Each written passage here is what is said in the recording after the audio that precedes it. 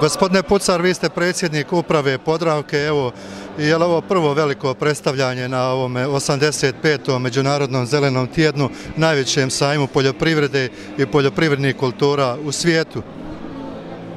Ovo je možda najreprezentativnije predstavljanje ne samo Podravke, nego i cijele hrvatske prehrambene industrije na ovome velikom sajmu i najvećem sajmu u Njemačkoj Europi i u svakom slučaju prilika i za Podravku i za hrvatsku prehrambenu industriju da se predstavi sa svojim proizvodima i svojim potencijalima koje može pružiti na ovim tržištima Europske unije.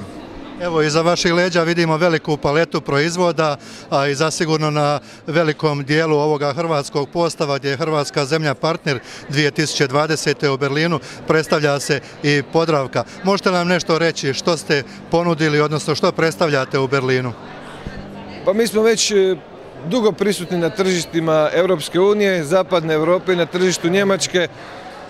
Godišnje ostvarujemo prihod gotovo 20 milijuna eura na tržištu Njemačke i zasigurno to je jedno potentno tržište sa visokom kupovnom moći i u buduće su naši prioriteti se dalje razvijati na tržištima Zapadne Europe sa našim kvalitetnim proizvodima i sa našim najjačim brendovima.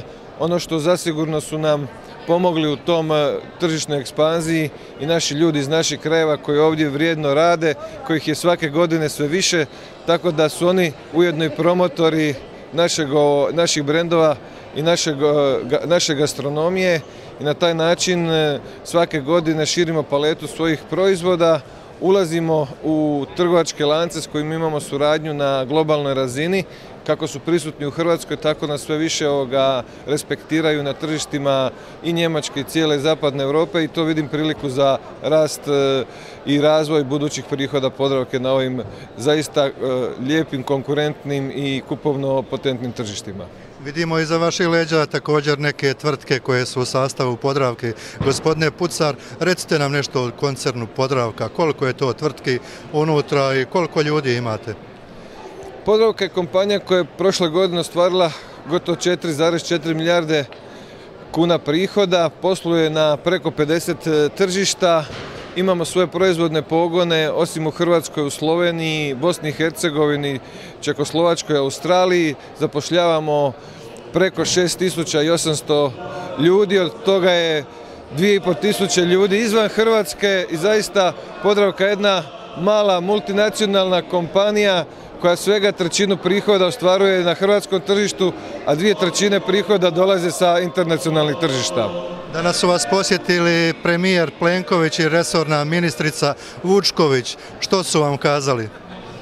Pa mislim da su oni ujedno i naši promotori, ambasadori kompletne hrvatskog gospodarstva, hrvatske prehrambene industrije, a mi smo im za tu dobru ranojutarnju dobrodošlicu servirali naš čokolino da se mogu krenuti puni energije u ovaj njihov dugi radni dan. Sinoć ste bili također na svečanom otvorenju sajma, gospodine Pucar.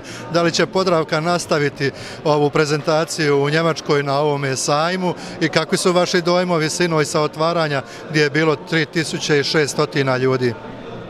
Pa zaista jedno respektabilno predstavljanje Hrvatske i hrvatskog gospodarstva. Možda nismo ni svjesni kako smo sinoć imali promociju na globalnoj razini. Neke lijepe stvari koje se dešavaju u Hrvatskoj i hrvatskom gospodarstvu zaista su vrijedne pažnje, a ono što smo sinoć vidjeli, taj respekt i autoritet koje Hrvatska ima u gospodarstvu Europske unije i mislim da ono po čemu smo prepoznati, a to je po kvaliteti prehrambenih proizvoda i kad smo slušali sinoć sve poruke od Europske komisije i poljoprivredne politike, da je u stvari povratak prirodnosti i kvaliteti proizvoda nešto na čemu će se graditi buduća europska politika, to je ono na čemu je Podravka uvijek inzistirala, da proizvodi visoko kvalitetne proizvode od domaćih sirovina i od izvornih prirodnih sirovina. Gospodine Pucar, da se vratimo na Njemačku, evo razgovaramo u Berlinu, možete li nam reći konkretno kakva je suradnja sa Njemačkom, uvoz, izvoz, što je aktualno? Pa mi smo tu prisutni preko 40 godina. Svake godine nam raste izvoz na tržištu Njemačke. Ono što smo krenuli 90. godina sa snažnijom ekspanzijom, jer tu uvijek postoji ona domicilna snaga koja je došla iz naših krajeva, ljudi koji prepoznaju naše brendove, koji promoviraju naše proizvode, brendove kod Njemaca. Isto tako moram priznati da nam je puno u tome pomogao i turizam, jer mnogo njemačkih turista dolazi u Hrvatsku, vidi koliko je hrvatska prehrambena industrija i hrvatska gastronomija snažna, kvalitetna, i to su neke zaista snage koje trebamo iskoristiti ne samo mi u Podravci, nego u cijeloj hrvatskoj prehrambenoj industriji, da bi se još bolje, još više pozicionirali na ovim tržištima, jer danas kad smo jedinstveno tržište Europske unije, onda zasigurno tu vidimo priliku za daljnju ekspanziju. Ne postoje više ni barijere carinske, niti uvozne, i zaista sad je jedno slobodno tržište koje traži konkurentnost, koji traži da potrošač prepozna kvalitetu, i mislim da je to zaista jedna velika prilika za hrvatsku industriju, a time i za Podravku koja je jedna od najvećih izvoznika na tržištu Njemačke.